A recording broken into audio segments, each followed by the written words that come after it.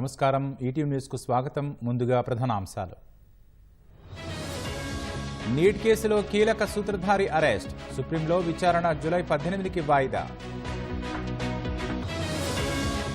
మళ్లీ ఉద్యమ బాట పట్టనున్న రైతులు. కనీస మద్దతు ధర సహా పలు డిమాండ్లు. జమ్మూ కశ్మీర్లో ఉగ్రవాదుల కోసం వేట. పోలీసుల అదుపులో 60 మంది అనుమానితులు. వివాదాల సుడిగుండంలో ట్రైనీ ఐఏఎస్. ఆమె నియామకంపై విచారణకు డిమాండ్లు.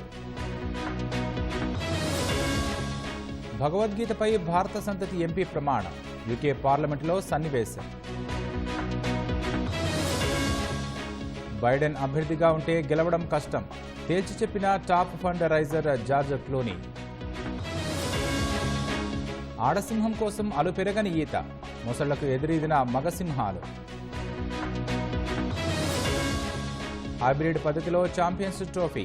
పాక్ వెళ్లేందుకు టీమిండియా విముఖత.